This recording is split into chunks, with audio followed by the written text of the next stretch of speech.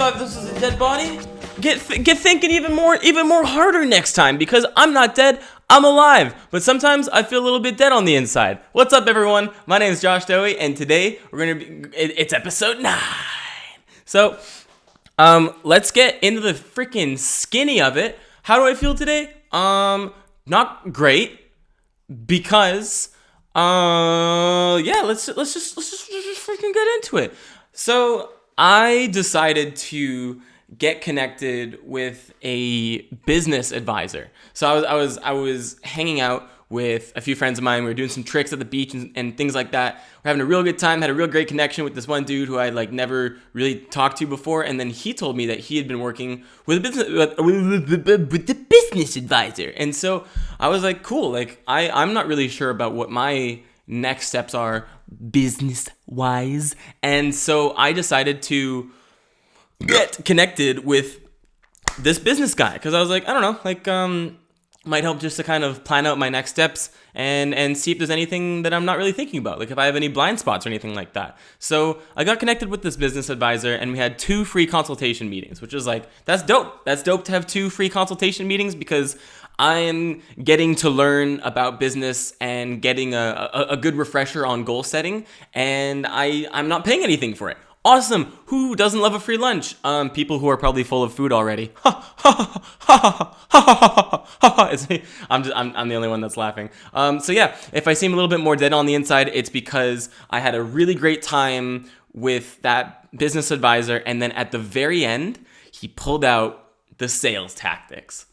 And in conversation with people, if you're telling someone that someone has used sales techniques on you, it always seems to be more simple. You think a sales technique is someone who's trying to sell you a car, or trying to push something on you. I don't know, sales seem a lot more overt, I guess. But when somebody's trying to sell you business advising, especially this guy was a good salesperson too, and if you're watching, dude, no harm, but this is my place to express myself, and I feel really icky after that. And it's been a day since that. So we had great talks. I shared a lot about my life, difficulties that I've had and things that I've learned, situations that I've been through that I've grown from. Just basically gave him the Josh Dohy spiel. What is my story? What are the things I've done? My career in parkour, moving into acting, the frustration that I'm experiencing, which everybody experiences when they're getting into acting. So I'm not alone or special for this. But yeah, just talk through that. And when you're in that susceptible state of frustration, when you don't know what exactly is next, and nobody knows what's next because we're in the middle of a pandemic. Today, the date is Friday, May 29th. Suck a dick, everyone, because I know the date. But in the middle of the situation, nobody has any degree of certainty about anything. So I guess that was me looking for certainty. And so this guy was great. We had a great rapport, great connection, and I did some great, as he said, great mental heavy lifting for my goals. I got to think through how many hours of the day do I want to be working on my goals, how what is my work-life balance and things like that. And then at the very end, the sales pitches and stuff came out, where he's made. To preface this, I've done a lot of research on negotiation and sales, and also I just read the 48 Laws of Power, which my friend Dan and we consider to be defense against the dark arts. It's like what techniques will other people use on you to try and gain influence over you. And so I utilized that knowledge to kind of see through these sales techniques. So he gave me a time-limited offer, which is a classic, which isn't shady.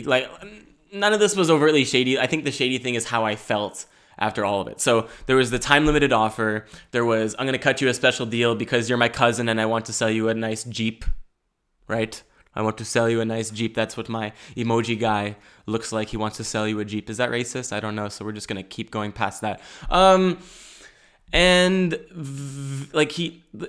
Those 2 techniques didn't really give me much of a hang up, but what did give me the hang up was we looked over my goals for things that I want to get done within a year's time, and during his sales pitch, he told me he wasn't sure that I would, he didn't see the drive in me to complete these goals without assistance.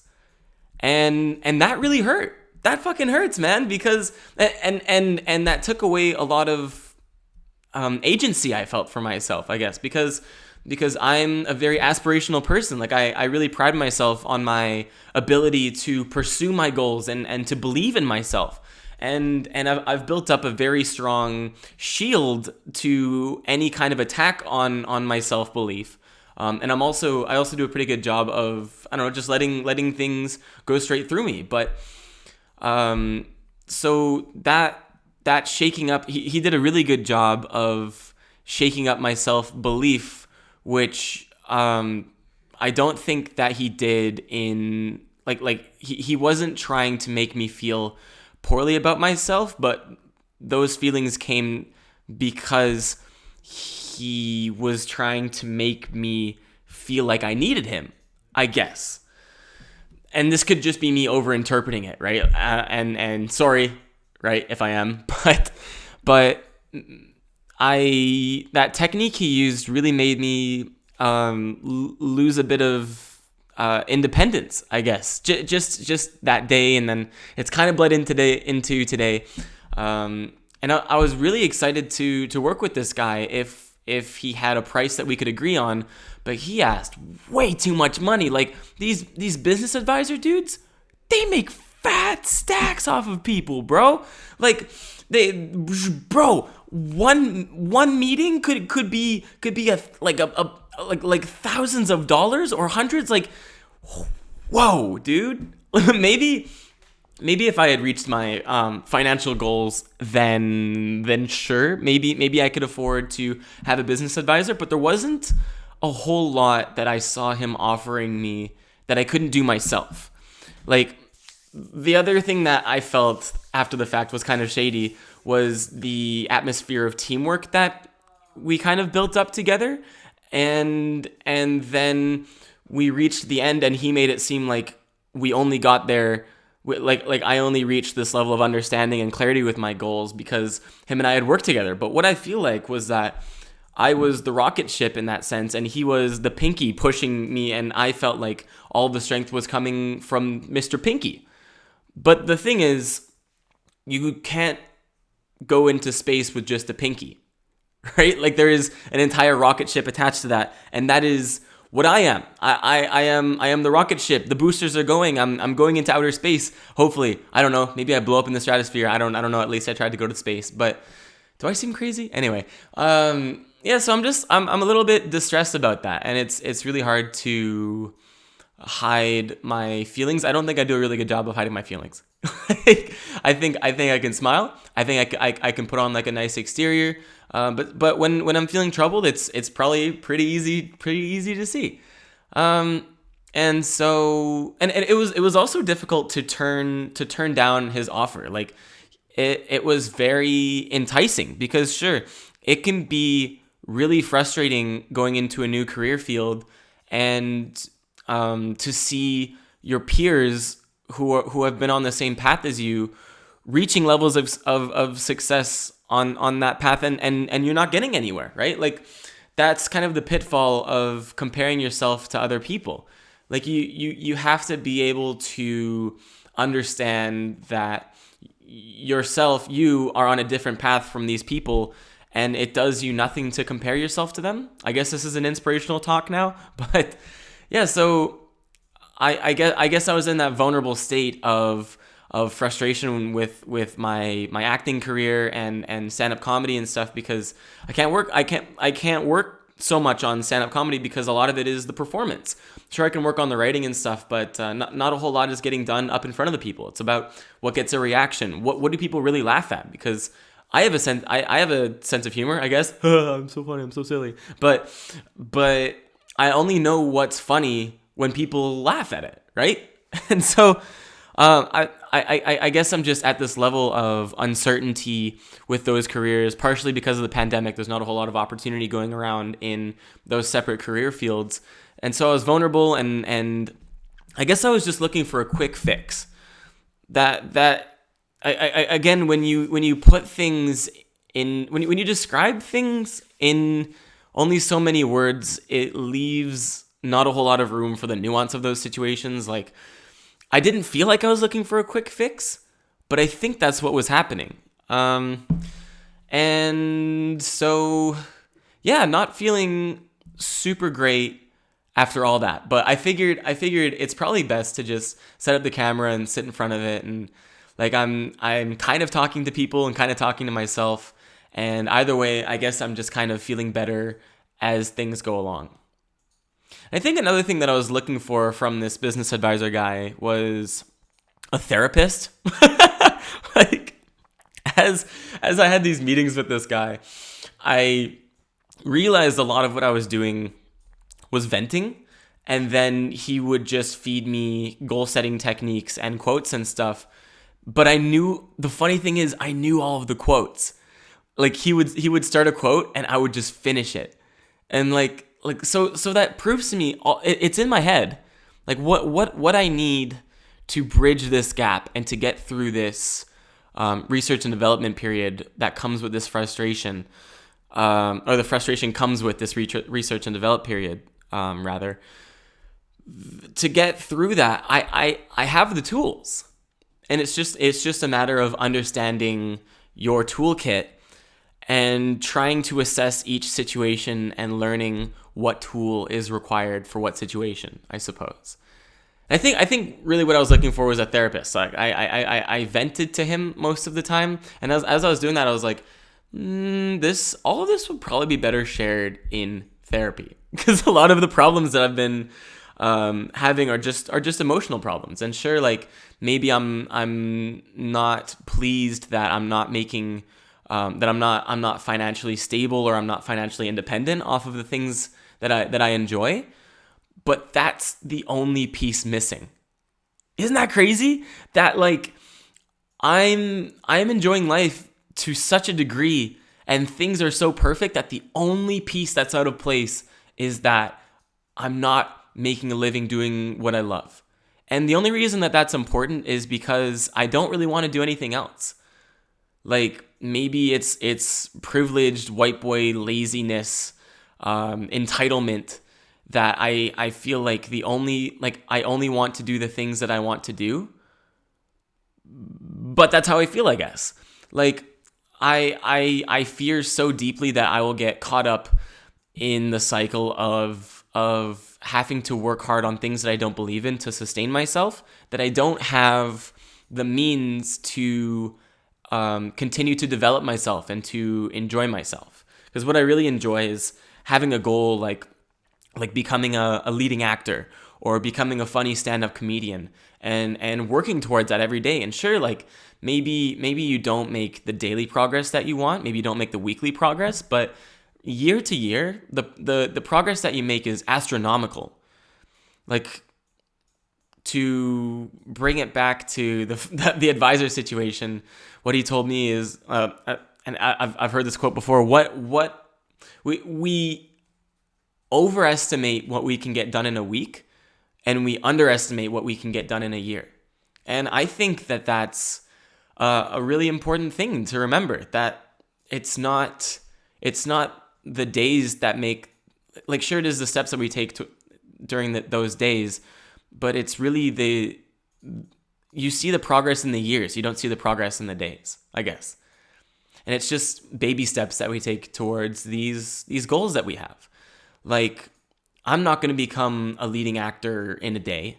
There are only so many things that are within my control in that situation. Like, what I can control is making sure that I'm getting sent out for the correct roles. I can't control necessarily what comes in, but I can control how hard that I work towards those auditions. Like, I'm in full control of how much effort I'm putting in for each of those things. And it's really important to understand that, because when you're working towards a goal, you need to acknowledge what is in your control and what's not. What is a goal that you can work towards, and what is a wish that would be nice to have happen but is out of your control. So yeah, that is where I'm at, and I had a really great time visiting my parents. That was actually that was pretty dope. It was a weird mixture of feelings, because I was visiting my dad and my stepmom in their cabin at the base of this mountain in the woods, right by the lake, and living that kind of cabin lifestyle. And I had always considered that if things didn't work out with my goals, then and if I for whatever reason couldn't figure out how to support myself, which is really not that hard, it turns out. If I couldn't accomplish that, then I would just move into my dad's house, set up a studio in his basement, and do the best I could to continue living a creative life there. But there is a certain regression that we get when we visit home. Like, you ever just like visit home and you fall back into all of your old patterns? Like, you're out in the world and you're being an adult, and you have your habits that you've formed, and you feel really great. Probably feel really great about the person that you are, because you've established yourself, and who you are is someone that you have built on your own. And then you get back into the environment of being home, and then you just sometimes you fall back into more negative patterns of living. Like my diet totally fell apart, and I was lazy, and I didn't really enjoy writing.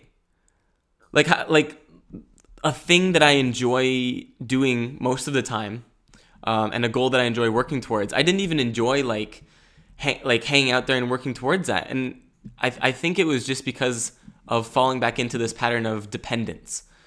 Because when you're fully dependent in if you're in a situation where you're fully dependent, you don't feel like you have the power to accomplish the things that you want to do, because that you think that everything good comes from outside of you. Right? I don't know. I was just talking. I just kept talking. I didn't know where I went with that. But yeah, it was very pleasurable in some ways to go home and visit them, and in other ways it really solidified that sure, if there's a disaster, and if for whatever reason life falls apart for circumstances outside of my control, sure, move back in with them. That would be the last resort.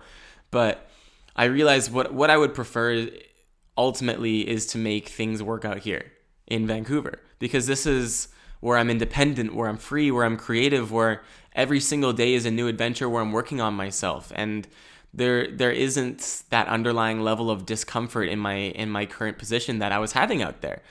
It was really cool to go out to my parents' place and to revisit those old mindsets, and then coming back to living with some of my greatest friends. Like, it just reminded me how grateful I am to be living this life in the place that I am now. Like, it's really easy to take things for granted, and that's why it's important to travel, is because when you go somewhere and you break out of your daily habits and stuff and rituals, when you come back home and see the life that you're living, it gives you a chance to really reassess things, or it even just gives you like an outside perspective to once again appreciate how amazing this life is that you've created through expression, through connection, through giving your friend a hand, and then he moves in with you, and then eventually you guys just end up living the best freaking life. That's what's going on here. And yeah, that is the soup that we slurp. that is the delicious soup that we slurp. I was thinking the other day that I feel a need to finish everything. Like, whenever I pick up a book, it's hard for me, if I'm not enjoying that book, to just put it down and say, maybe this book isn't for me. Like, I always have to read it from start to finish. But you don't always have to with books. If you're not enjoying them, you could probably just put them down. But it's just really hard for me. And I've got that same thing with food. and that gets difficult because I have no portion control. So I'll have these huge meals. I'll be big fat fatty with my big delicious plates of delicious meals, and I'll be like, whew, this is gonna be a lot to finish. But the truth is, you don't have to finish it. You could just have leftovers, right? you just pack it up and eat it another day, I guess. I just thought that was funny to just realize that behavior, because it is kind of funny when we put pieces of our personality under the microscope and we realize that like some of the ways that we're acting aren't necessary. like it's not necessary to finish your food, and it's probably some weird behavior I picked up in my childhood, and you can't necessarily blame anyone but yourself. Like sure you could go around blaming other people, but that's not really how to fix things. Am I being hypocritical? Because I think I feel like maybe I was blaming the advisor at the start of this, but really it's just good to acknowledge that you are the person that is in control of how to deal with your feelings. Yeah. Is this like the therapy cast? I guess it's like self-therapy. I guess get up, right? Like bring yourself up. I guess it could be that. But yeah, there are things that seem to happen in childhood. Like you get advice or you get told not to do something, and sometimes we forget to include context when we're telling someone to, or when we're teaching someone to do something or to not do something. Like when you're told not to do something as a kid in a certain situation, I feel like, at least for me, I would just assume that, oh shit, okay, I can't do this in any situation. Like maybe the reason why I feel like I have to finish everything on my plate was because one time we were visiting someone and they made delicious food for us, and the polite thing is to finish the food, I guess. And maybe I was told, or maybe I felt the need to finish my food, and then that just carried forward. And here I am, age 24, and then I'm like, oh shit, I don't have to finish the food. Like, isn't that funny that like one thing that you can be told can just stick with you? And it's not like you never expect what's gonna stick with you. Like things that seem so inconsequential logically will just stick with you sometimes. Like there is one post on 4chan that I remember, because I spent a lot of time on 4chan between 2008 and 2012. I always tell people like I did my time on the internet because 4chan was just brutal. Like you're seeing like dead bodies every day, and like gore threads, that is what they're called, and then just brutal, like weird racist humor.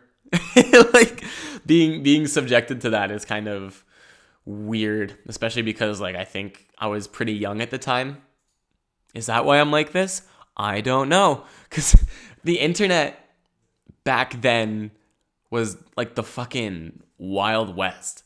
Like kids these days have like Fortnite and their parents try to like show an interest in what the kids are into and things like that.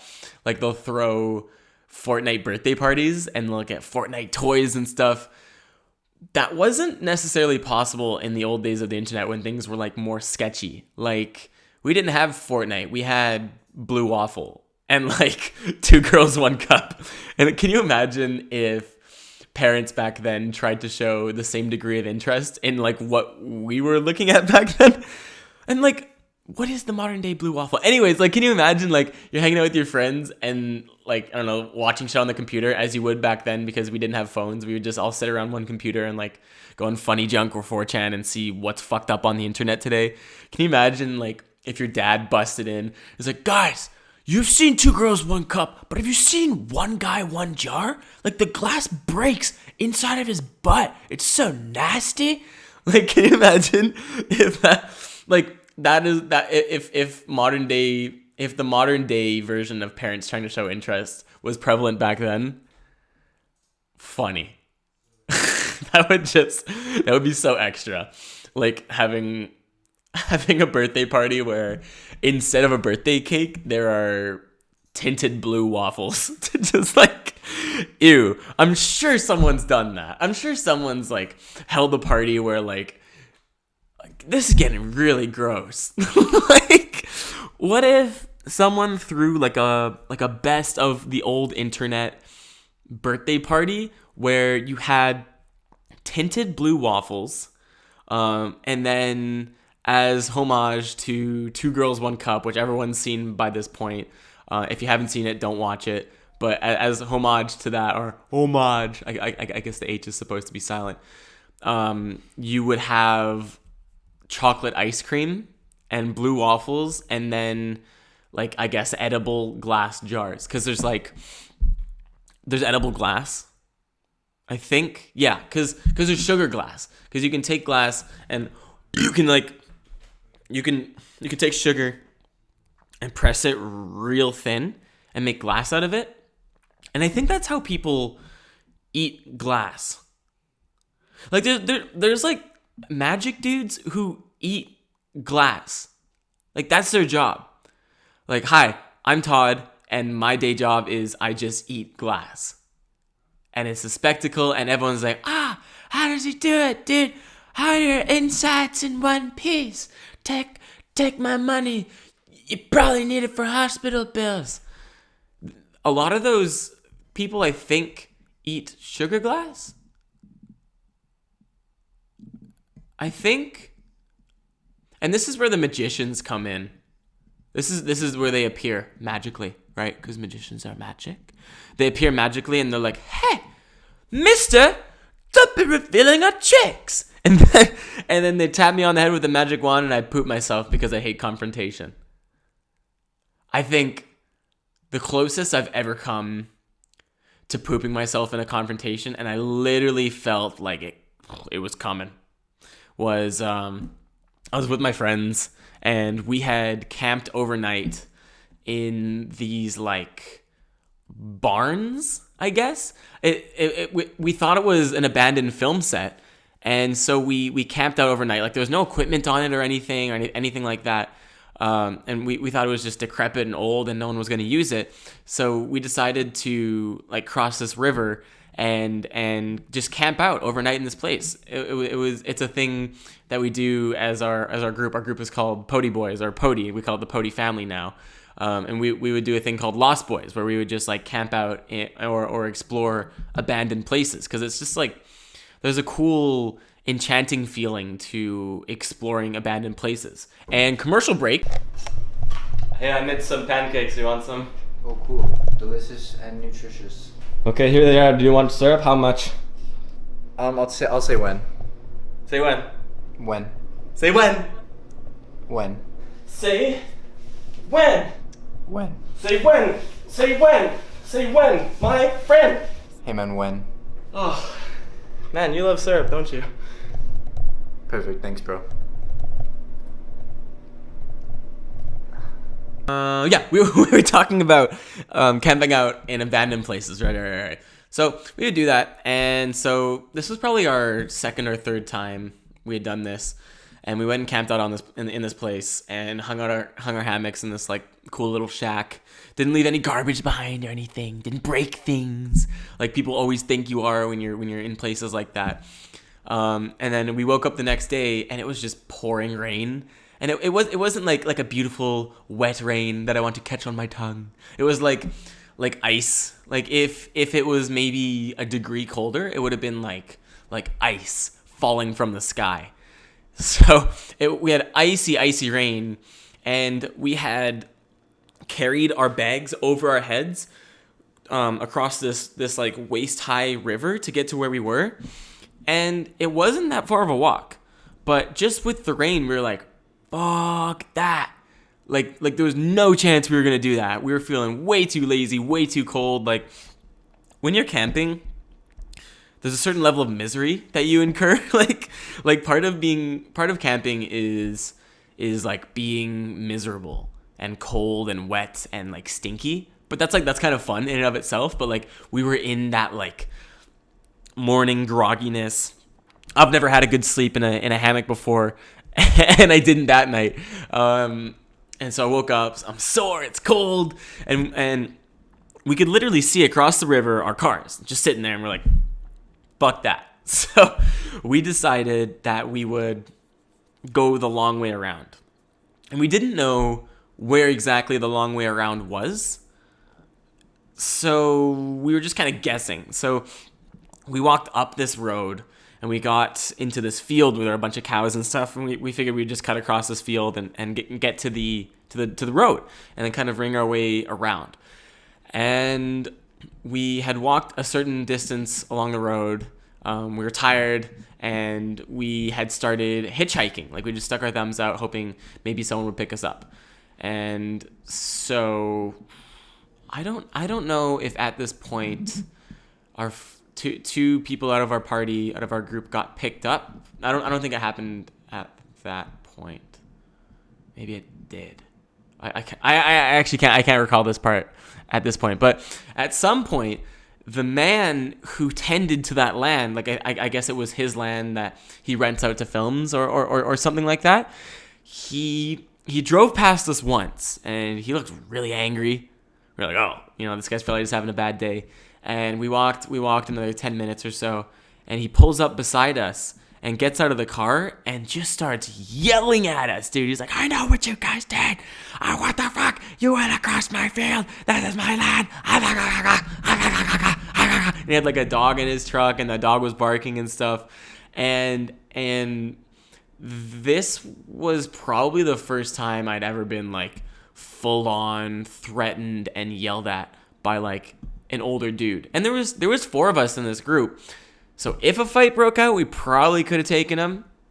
That's probably why he didn't do anything, because this guy was like out of control angry. Like if this was a cartoon, he would be like foaming at the mouth, like thunder around his head, like fire in his eyes. He yelled at me so hard and so violently, I felt my butthole loosen.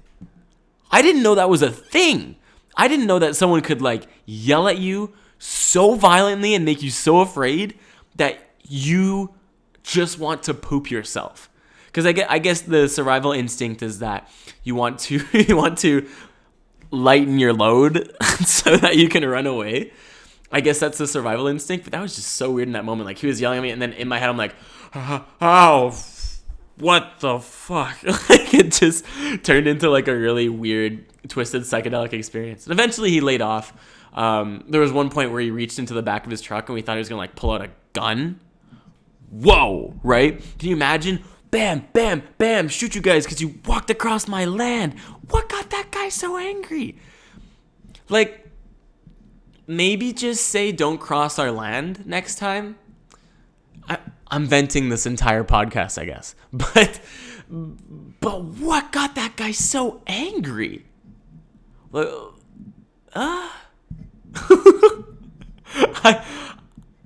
I don't think I've ever been that angry. I got pretty angry once. The closest I've ever been to getting in a fight was when I was in junior high a few days ago. Because I look young. Anyway, I don't know if I have the energy to be like actually funny today, but I figured it would just be fun to do the podcast anyway. But I was in gym class in junior high, and we were playing hockey, floor hockey, and I wasn't having a good day, I guess. and there was this guy, and I wasn't a big fan of him, and he was playing goalie, and so he got scored on, and he grabbed the puck. It was like a soft felt puck, and he went to throw it out into the middle, and I was just in the way, and it hit me in the face, and I took that as a sign of aggression, and I was so mad that day. I was like, you are fucked.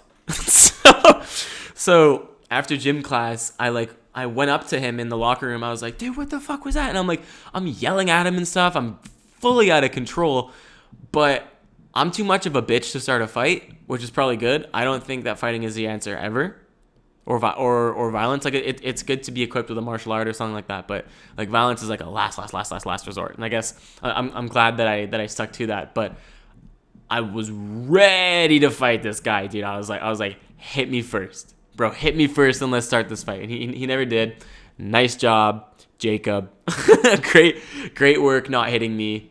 You were the bigger man in that situation, but yeah, that's the only time I can really recall being that angry. And people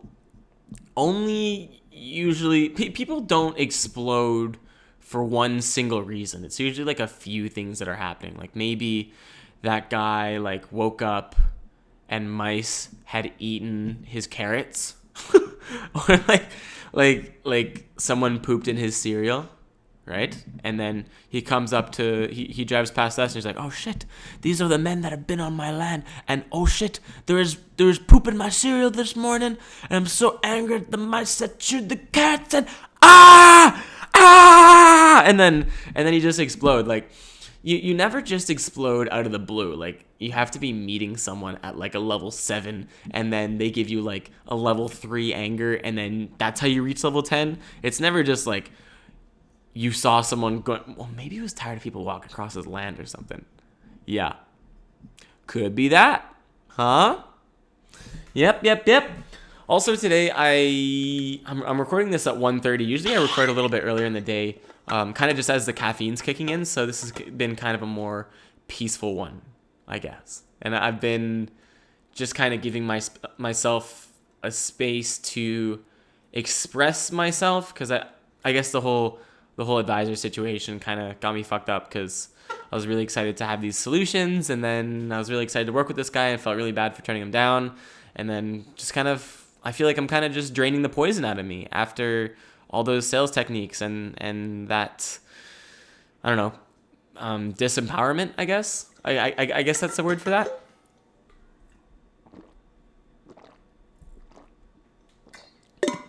So I hope you enjoyed listening to me vent.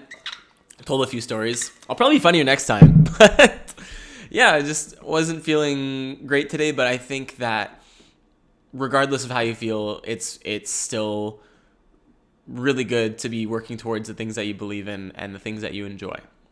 Like, even if you're having a bad day, still keep working towards your goals. Like you can still feel bad and work hard, because eventually you'll feel better. And yeah, today I don't feel fantastic, but that could change. And tomorrow's a new day too. So stay positive, have fun, get your dick hard or get your nipples hard, and love you. Goodbye. Bye. I love you.